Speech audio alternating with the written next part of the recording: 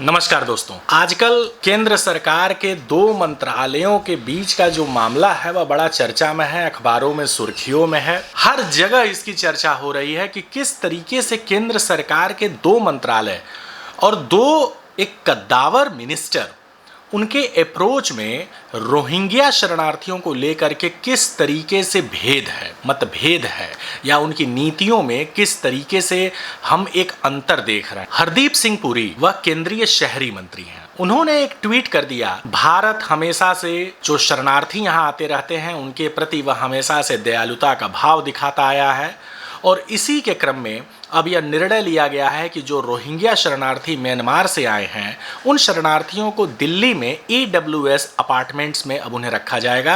अब वो detention camp में नहीं रहेंगे। इसके बाद से इस ट्वीट के आने के बाद से हाय तौबा मचनी शुरू हुई, अलग अलग प्रतिक्रियाएं सामने आने लगी। ज्यादातर जो भारतीय जनता पार्टी के समर्थक लोग थे जो सोशल मीडिया पर सक्रिय रहते हैं, ट्विटर इत्यादि अन्य मंचों पर, उन्होंने तुरंत इसका विरोध करना शुरू किया कि केंद्र सरकार इस तरीके से यू टर्न कैसे ले सकती है रोहिंग्या शरणार्थियों के मामले में। विश्व हिंदू परिषद ने इस पर बेहद कड़ी प्रतिक्रिया दी और एक तरीके से इसका मुखर विरोध किया और इसके कुछ ही देर के बाद मिनिस्ट्री ऑफ होम अफेयर्स से इसका ठीक एक उल्टा ट्वीट आ गया कि उनके पास इस तरह की ऐसी कोई योजना नहीं है।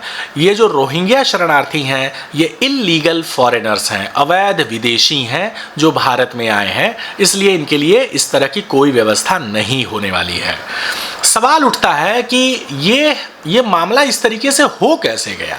आखिर क्या वजह थी कि हरदीप सिंह पुरी जो एक तरीके से बड़े तेज आदमी माने जाते हैं, हरदीप सिंह पुरी एक वरिष्ठ नौकरशाह रहे हैं। IAS में उन्होंने एक लंबा समय अपना दिया हुआ है। उसके बाद से वह केंद्र में मंत्री बने और नगर विकास मंत्रालय एक महत्वपूर्ण मंत्रालय है केंद्र सरकार का। ऐसे मंत्रालय में वह मंत्री पद पर है और कैबिनेट में उनका बड़ा महत्वपूर्ण स्थान। लेकिन उनसे इस तरह की चूक कैसे हुई है? चूक नहीं है, कुछ न कुछ तो मामला इसमें रहा है और हरदीप सिंह पुरी जैसा वरिष्ठ आदमी ऐसी गलती नहीं कर सकता। देखिए, अभी तक उन्होंने अपना ट्वीट न हटाया, न उन्होंने उस ट्वीट को लेकर के कोई दूसरा ट्वीट किया, अपनी गलती मानी, इस तरह का उन्होंने कोई काम नहीं किया है।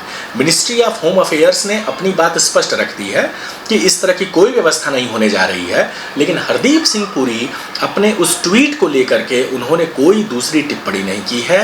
ये एक महत्वपूर्ण संदेश है।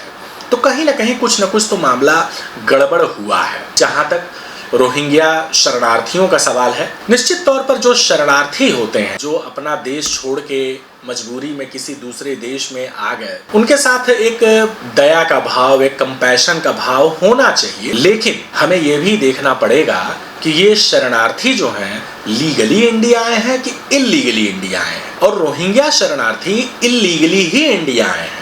वो इंडिया में वीजा वगैरह की औपचारिकता पूरी करके या केंद्र सरकार की अनुमति प्राप्त करके नहीं आए हैं। ठीक है कि वह जिन परिस्थितियों में आए उन परिस्थितियों में उनके पास अपना देश छोड़कर भागने के अलावा दूसरा कोई विकल्प नहीं था। म्यांमार में अगर वे रहते तो वहां तो उनको मारा जा रहा था, काटा जा रहा था, बाकायदा स्टेट स्पॉन्सर्ड तरीके से ये काम किया जा रहा था। लिहाजा वे भागे अपने देश से, वहां से भागे, कुछ हिंदुस्तान में आ गए, कुछ बांग्लादेश में चले गए, पाकिस्तान और सऊदी अरब तक गए। एक रिपोर्ट के अनुसार पाकिस्तान और सऊदी अरब में 7 लाख रोहिंग्या शरणार्थी जाकर बसे हुए हैं। तो निश्चित तौर पे उनके पास कुछ ऐसी परिस्थितियां थी कि वे म्यांमार में नहीं रह सकते थे, उन्हें भागना पड़ा अपना देश छोड़ करके। लेकिन ये एक तथ्य है, एक स्थापित तथ्य है कि रोहिंग्या शरणार्थी अवैध अप्रवासी हैं और जो अवैध अप्रवासी हैं उनको हम डिटेंशन कैंप में ही रखेंगे। उनके लिए हम बाकायदा EWS का अपार्टमेंट बना करके नहीं दे सकते। इस देश के नागरिकों के टैक्स के पैसे से अवैध प्रवासियों के लिए सुविधाओं का हम प्रसार नहीं कर सकते। यह भी एक स्थापित तथ्य है और इस बात को सबको समझने की जरूरत है।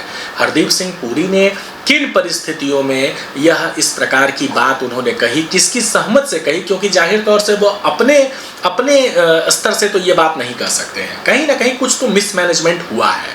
लेकिन ये काम नहीं किया जा सकता है, ये काम होना भी नहीं चाहिए। और ऐसे शरणार्थियों के प्रति आप कंपैशन दिखाइए, आप दया दिखाइए, लेकिन इनके प्रति दया यही होगी कि भारत की सरकार म्यांमार की सरकार से बात करे और इनको सम्मानपूर्वक वापस हिंदुस्तान से म्यांमार भेजे। इनकी समस्याओं का यही एकमात्र हल है। इनकी समस्याओं का ये हल नहीं है कि हम इनके लिए EWS का अपार्टमेंट बना दें और उसके बाद से इनको यहाँ बाकायदा हम स्थायी तरीके से बसाने का प्रयास करें। ये गलत प्रयास होगा। इनका सही तरीका यही है, इसका सही तरीका यही है कि हम इन्हें वापस म्यांमार भेजने की दिशा में गंभीर कदम उठाएं, जो अभी तक कोई उठता हुआ नहीं दिख रहा है।